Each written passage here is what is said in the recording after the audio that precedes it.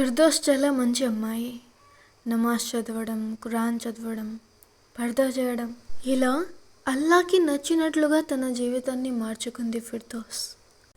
తను ఎక్కువగా ఎవరితోనన్నా మాట్లాడుతుంది అంటే ఆ అల్లాతోనే.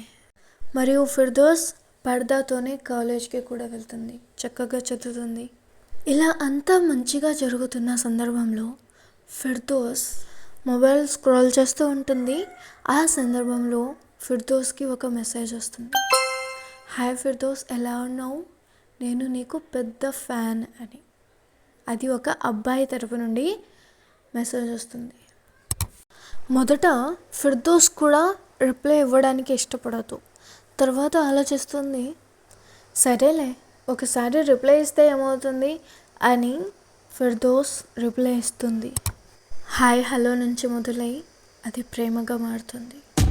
మెల్లిమెల్లిగా ఫిర్దౌస్ అల్లా నుండి దూరం అవుతూ ఉంటుంది. నమాజ్ కూడా చేయదు.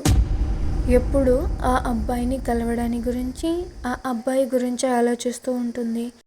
చాటింగ్ అని, కాల్స్ అని, వీటితోని ఫిర్దౌస్ టైం గడిచిపోతూ ఉంటుంది. కానీ ఫిర్దౌస్ మనసులో ఒక గిల్టీ ఫీలింగ్. తను తప్పు చేస్తుందని తనకు అర్థమవుతుంది.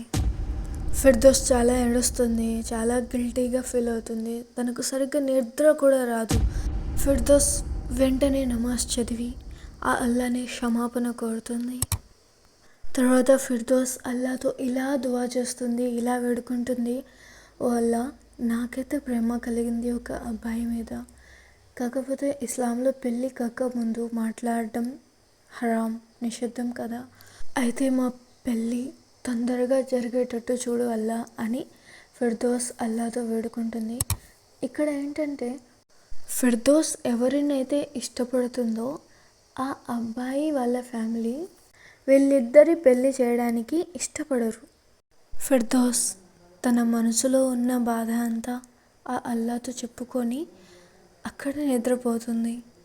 తర్వాత ఫిర్దౌస్ ఆ అబ్బాయికి ఇలా చెప్తుంది, పెళ్ళి కాకముందు మనం ఒకరినొకరు చూసుకోవడం, మాట్లాడుకోవడం జరగదు, ఇది తప్పని, నిషిద్ధమని ఆ అబ్బాయికి చెప్పినప్పుడు ఆ అబ్బాయి కూడా సరేనంటాడు. ఇద్దరు కూడా ఎదురు చూస్తున్నారు వాళ్ళ పెళ్ళి గురించి. ఫిర్దౌస్ ఒకవైపు, ఆ అబ్బాయి అన్వర్ ఒకవైపు తహజ్జుద్లో లేచి ఆ అల్లాని వేడుకుంటున్నారు తొందరగా వాళ్ళ పెళ్ళి జరిగిపోవాలని.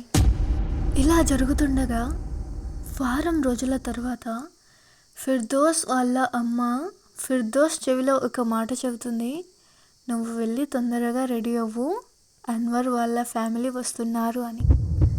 నిన్ను ఈరోజే చూసుకుంటారు వాళ్ళ ఫ్యామిలీ, మరియు నీ నిఖా కూడా ఈరోజే అవుతుంది అని చెప్తుంది వాళ్ళ అమ్మ.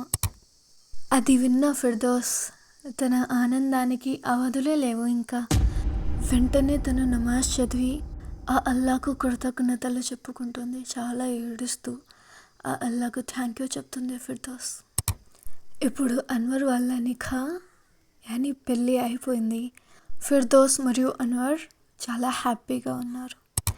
ఏది ఏమైనా ఇంపాసిబుల్ని కూడా పాసిబుల్ చేసేది ఆ అల్లా మాత్రమే. మీ ప్రాబ్లం ఏదైనా ఆ అల్లాతో చెప్పండి.